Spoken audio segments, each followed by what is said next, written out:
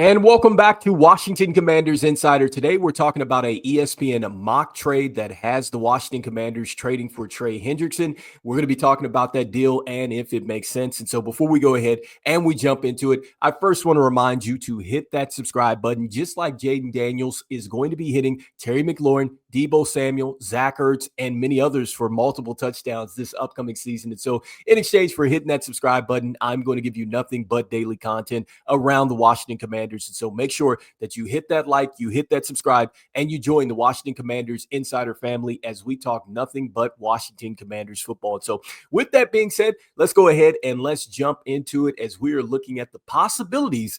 Could the Washington Commanders trade for Trey Hendrickson? And so if you want to go look at this article, it is on ESPN.com. This is the title of the article. And so within this article, this is the mock trade that is proposed to get Trey Hendrickson. And so starting with the Bengals and what they would get. And so they would get defensive tackle Johnny Newton, a 2026 third round pick, a 2027 seventh round pick. In exchange, the Washington Commanders would get Trey Hendrickson. And so just paraphrasing what it is talking about with both sides. And so starting with the Washington Commanders, talking about them in a win now mode.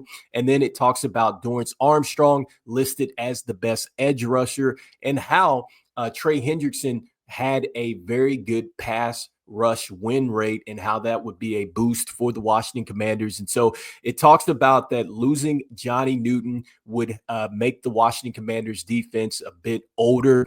And it talks about that with Johnny Newton going to the Cincinnati Bengals, this would perhaps be a package where the Washington Commanders would not have to include a second round pick.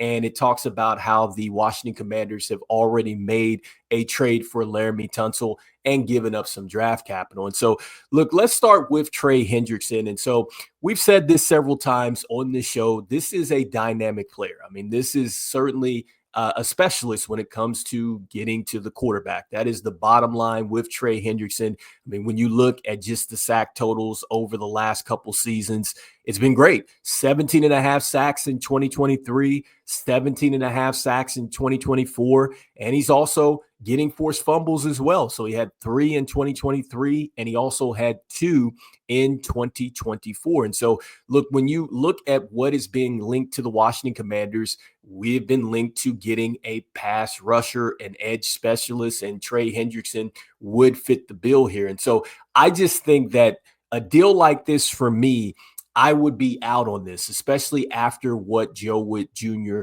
talked about in the OTAs yesterday. And so let me start with Johnny Newton and why I'm out on that. Because with Johnny Newton, I think that this is a player that has already shown some real upside in year one. And I get it. He's not at a Pro Bowl level or anything like that. But he is part of this young core that you're building with Jaden Daniels. And the bottom line is, yes, the defense is getting older, and you need to have players that are younger, that are just, they've already, got the principles that the Washington Commanders want to play with. And that's how you continue to build a good program. And I think that Johnny Newton is certainly one of those players. And so going back to a video that we talked about him just being perhaps an impactful player this season, this goes back to the Pro Football Focus video where they listed him as a potential candidate to be the defensive tackle of the year, as far as the most improved player of the year, at the defensive tackle position in the National Football League.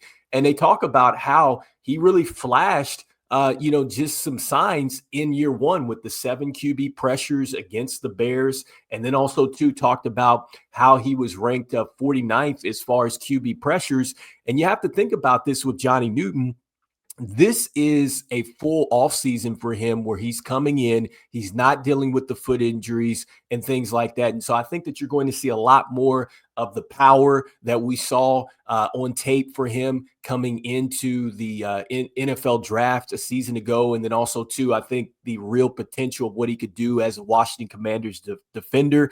I think that you're going to see a lot more of him in pursuit now, now that he feels a little bit better with the foot. And also, too, look, this is a guy that plays with just a ton of bend. I think he's got a great fit, and he's just terrific at just far as just squaring up and finishing plays. And so we love that with Johnny Newton. So I'm not willing to go ahead and leverage, I think, the future to go out and get a guy like Trey Hendrickson. As special as he is as a pass rusher, I don't think that this would be wise for the Washington Commanders. And I would say this, the old front office, they would definitely go ahead and they would have made this deal and probably given up the farm to go out and get a guy like Trey Hendrickson. And I just think that now, with the way that Adam Peters leads, I do not think that this would be very wise for the Washington Commanders to go out and give up Johnny Newton. And so, now shifting focus and looking at another reason why I would not give up Johnny Newton, it goes to what Joe Witt Jr. had to say at the OTAs yesterday.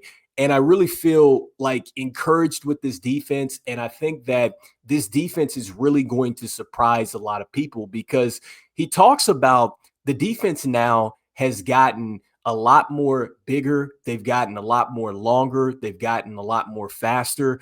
And he talked about how this defense now, he feels like the personnel is perfect for the vision that they have with this defense. And I think that that's very critical, because you got to think about this. As much success as the Washington Commanders had in year one, when you hear your defensive coordinator, your head coach, or anybody, and they're talking about the team now saying that, hey, we have a better players as far as the way that we want to play, as far as the fit and the schemes on either side of the ball, you have to get excited about that. And that just lets me know that with this core of 11, I think that we're going to see a team that is much more connected this season. And I think that what you're seeing now, or what you will see, I know we still got to put on the pads. I know you still got to see them in preseason. I know you still got to get to playing the games and everything else.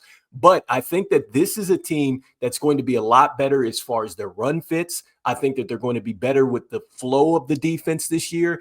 And I do think that this is a team that, yes, it's a little bit older, but you're bringing in some players that can do different things. And I just think that they have a bit more versatility, because remember, one of the things that Joe Witt Jr. was talking about with a guy like Kane Madrano, just using him as an example, he's like, look, man, we got to try to find a way to get these guys on the field. He talks about Jordan McGee and how he had a role for him before he got hurt. And so I think that there's additions to the team that are going to be there this year that just maybe didn't get a chance to have a real impact like they wanted to due to the injuries.